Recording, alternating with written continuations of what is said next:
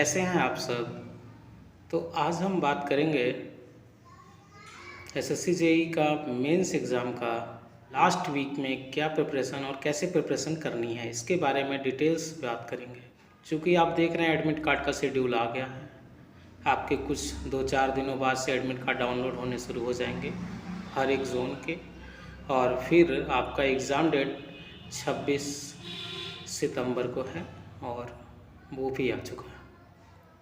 तो आज 17 सितंबर है, तो टोटल बात करें तो मोस्टली आपके पास 8-9 दिन बचे हैं।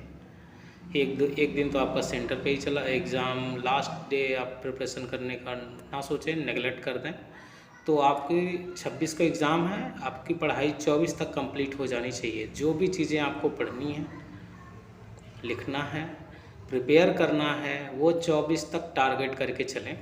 24 सितंबर के बाद एक दिन खुद को रिलैक्स दें, ब्रेक दें, बस थोड़ा रिवाइज करें। हाँ, 2-4 क्वेश्चन ज़रूर लगाएं उस दिन, लेकिन माइंड को रिफ्रेश करें, अच्छी से अच्छी नींद लें। 24-25 से अपनी रूटीन चेंज कर दें। अगर आपका एग्ज़ाम मॉर्निंग में है, मॉर्निंग में अगर 10 बजे से है तो देख लें आपका एग्ज़ाम सेंटर कहाँ है, कैसे आपको जाना है, और शेड्यूल आपका सुबह जगने का, तो आप रात को जल्दी सो जाएं और सुबह जल्दी उठ जाएं, तो पूरी नींद लें, ठीक है ना। तो 23 से जैसे किसी का एग्ज़ाम दूर सिटी में है तो उनको आना पड़ेगा एग्ज़ाम सेंटर पे, तो उसके लिए वो पहले से ही बी रेडी रहें। ओके, अब बात करते हैं एग्ज़ाम की। तो एग्ज़ाम डेट एकदम आ चुकी है आपकी, 1 हफ्ते बचे हुए हैं एग्ज़ाम में। आप 1 हफ्ते ही मान के चलिए। तो अंत भला तो सब भला, ये बात दिमाग में रखनी है और इसके हिसाब से तैयारी करनी है। हिम्मत नहीं हारना है, बी प्रिपेयर, क्वेश्चंस पे ध्यान देने हैं। ये नहीं सोचना है हमारा सिलेक्शन होगा कि नहीं होगा, आपको बस अपनी तैयारी करनी है, उस पर तैयारी पे विशेष ध्यान देना है, एकदम पूरे मन से तैयारी करनी है। और जो जो पढ़ाई आप जिस जिस सब्जेक्ट की कर चुके हैं उन्हीं को रिवाइज करें। अब इस 1 हफ्ते में नए सब्जेक्ट्स ना पढ़ें। आप ये देख लें कि आपके 200 प्लस नंबर अगर तैयार हो गए हैं तो आपको नए सब्जेक्ट पढ़ने की ज़रूरत नहीं है। 200 प्लस में ही अगर मैं सिविल ब्रांच की बात कर रहा हूँ तो आपका सिलेक्शन पक्का है, वो कहीं नहीं जाने वाला। तो आपको बस अपना ब्रशअप करना है, स्पीडअप करना है, क्योंकि आपके 200 से 250 नंबर तक की पढ़ाई काफ़ी है। आप वहाँ सही से 100% अपना पुट राइट कर देंगे। अगर सही से अपना 100% वहाँ एग्ज़ाम हॉल में दे देंगे तो वो ज़्यादा मैटर करता है, ना कि आप इन घर पे कितना पढ़ के गए, 300 नंबर पढ़ के गए या पूरा 360 जो आएगा वो भी पढ़ के गए, सारा पेपर आपको आ रहा है, फिर भी आप कितना लिख रहे हैं और कितना सही लिख रहे हैं, ये मैटर करता है। तो क्वेश्चंस के बारे में देख लें। तो पता है आपको आंसर बुकलेट, क्वेश्चन कम आंसर बुकलेट आएगा, यानी क्वेश्चन के साथ ही स्पेस दिया रहेगा आंसर करने के लिए। इससे पहले डिस्कस कर चुके हैं। 6 सेक्शंस हैं, 5 सेक्शंस आपको अटेम्प्ट करने हैं।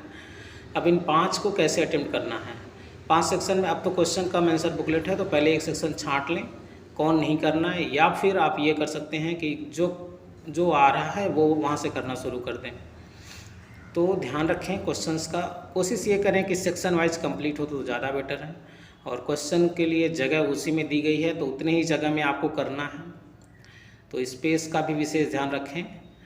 तो क्वेश्चन का आंसर बुकलेट में एक बात का ध्यान रखना है आपको कि शुरुआत में आपको ऐसे क्वेश्चन ही ट्राई करने हैं जो आपको 100% आ रहे हैं, ताकि आपकी जो है कहीं कटपिट ना हो, पहली बात, और आपका टाइम बचे, कम टाइम में ज़्यादा क्वेश्चंस हो जाएं। तो सपोज़ दैट मैंने मान लिया 5 सेक्शंस हैं, तो 5 सेक्शन में हर सेक्शन से 3 से 4 क्वेश्चन होंगे, तो 15 से 20 क्वेश्चंस हो गए। इसमें 8 से 10 क्वेश्चंस ऐसे होंगे जो आपको पूरी तरह 100% आ रहे होंगे, तो फर्स्ट ऑफ ऑल इनको करने की कोशिश करें। अब 8 से 10 क्वेश्चन को आपको फर्स्ट हाफ में ही कर लेना है, फर्स्ट हाफ में ही कर लेना, यानी कि 2 घंटे का टाइम है तो 1 घंटे में ही करना है इसको। अब फर्स्ट हाफ यानी 1 घंटे में करना है। 1 घंटे में कितने क्वेश्चन करने हैं, 8 क्वेश्चन करने हैं, यानी कि पर 15 मिनट में आपको 2 क्वेश्चंस करने हैं, ठीक है ना।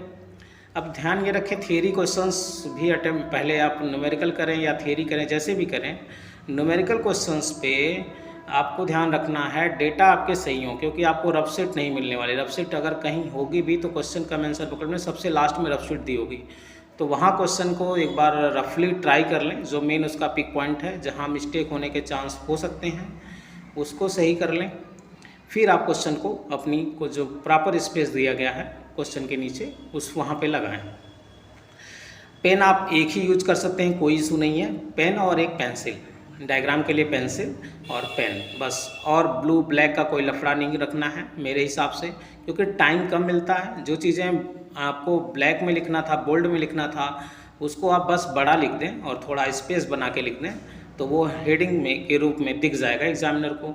आपको ब्लैक पेन बार बार पेन चेंज करने में भी टाइम लॉस होता है, ठीक है ना, कंसंट्रेशन लॉस होता है, तो ये ना करें। पेन और पेंसिल, या फिर पेन से भी आप डायग्राम बना सकते हैं पीक टाइम में, लास्ट टाइम में, या शुरुआत से भी बना सकते हैं अगर डायग्राम आप साफ क्लीन बना रहे हैं तो ये बातें हो गई। बार बार घड़ी की तरफ नहीं देखना है एग्ज़ाम हॉल में, और इस टाइम भी प्रिपरेशन करते समय मोस्टली आप टेस्ट सीरीज़ दे रहे होंगे किसी भी कोचिंग का, या खुद से ही आप 1 से 2 टेस्ट सीरीज इस हफ्ते में कम से कम 2 टेस्ट सीरीज दे दें। एक 2018 का पेपर कर लें, एक 2016 या 17 का क्वेश्चन पेपर कर लें। ईमानदारी के साथ आप 2 घंटे अपने आप को टाइम दें, और क्वेश्चन का आंसर बुकलेट तो आपके पास होगा नहीं, क्वेश्चन नंबर वाइज करके कर लें, लेकिन ध्यान ये रखें ज़्यादा स्पेस ना लें। तो 2 टेस्ट सीरीज़ आप खुद से ज़रूर दें लास्ट टाइम इस वीक में 1 से 2 टेस्ट सीरीज ज़रूर दें, और उसका वैल्यूएशन करें कहाँ गलतियाँ हो रही हैं, क्या मैं फेस कर पा रहा हूँ 2 घंटे में, क्या मैं कितने क्वेश्चंस लगा पा रहा हूँ, क्या मेरी मिस्टेक्स हैं। कैलकुलेटर का यूज़ करना सीख लें अच्छे से, ठीक है ना। आप क्वाड्रेटिक इक्वेशन जो आरसीसी में आएंगे उसको कैसे सॉल्व करेंगे, ठीक है ना। एमयू जो होता है, एमयू अल्टीमेट मोमेंट कैलकुलेट करने के लिए BD² जो फार्मूला आता है, तो वहाँ रूट आ जाता है, तो उसको कैसे सॉल्व आउट करेंगे। तो क्यूब का फार्मूला अगर बन गया, क्यूबिक इक्वेशन बन गया, तो उसको कैसे सॉल्व आउट करेंगे। तो इक्वेशन में वैल्यू पुटअप करना सीख लें। कैलकुलेटर जो फ्रेंडली हो गया है आपके वही ले जाएं, कोई और ना ले जाएं। आप 91 ms से लेके 991 ms तक ले जा सकते हैं, कोई इशू नहीं है। घड़ी भी आप पहन के जा सकते हैं। अब ऐसे एडमिट कार्ड आ जाएगा तो आप उसमें देख लीजिएगा क्या क्या चीज़ें बताई गई हैं। तो फाइनली अब समराइज करते हैं। आपको इस एक हफ्ते में जो आपने पढ़ लिया है, मेनली सब्जेक्ट मैं बता दूं, सॉइल तैयार होनी चाहिए, सॉइल मैकेनिक्स प्रीवियस ईयर के, tension crack, compaction, consolidation, direct shear test, direct shear test, SPT, plate load test, ठीक है ना। कॉम्पैक्शन के न्यूमेरिकल, कंसोलिडेशन के, उसके बाद active and passive earth pressure के न्यूमेरिकल्स, टेंशन क्रैक के कंडीशंस, एटसेट्रा आपकी सॉइल में तैयार होनी चाहिए। RCC में बीम, कॉलम, स्लैब, फुटिंग की डिजाइनिंग, टी बीम भी आ सकता है, सीयर के केस में भी हो सकता है। देन स्टील आपकी अच्छे से तैयार हो चाहिए, प्रीवियस ईयर के हिसाब से बस स्टील तैयार करें। सोम भी आपका प्रीवियस ईयर के हिसाब से, SFD BMD का डायग्राम, फ्लूइड प्रीवियस ईयर के हिसाब से, बाकी सारे सब्जेक्ट प्रीवियस ईयर के हिसाब से तैयार करें।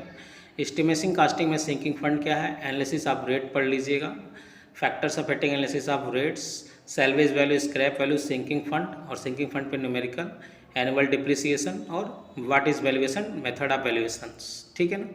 इतनी चीज़ें पूछी जाएंगी एस्टिमेशन में। इरिगेशन में बस प्रीवियस ईयर मेथड्स या इरिगेशन एफिशिएंसी, ठीक है। इसके बाद बात करें एनवायरनमेंट में, प्रीवियस ईयर के हिसाब से चाहिएगा, ठीक है। ये हो गया आपका, तो इतने सब्जेक्ट हो गए। बाकी सब्जेक्ट्स आप देख लीजिएगा, प्रीवियस ईयर के हिसाब से ही जाना है आपको, या आपने जो पढ़ लिया है, जहाँ से जिस रिसोर्स से पढ़ा है उसी को बस रिवाइज कर लें, फार्मूले एकदम रट लें, दिमाग में रहें, स्टेप्स ना भूलें। वहाँ जाके मिस्टेक होती है, तो लास्ट के ये जो 2 टेस्ट सीरीज रहेंगे ये बहुत ज़्यादा मैटर करेंगी।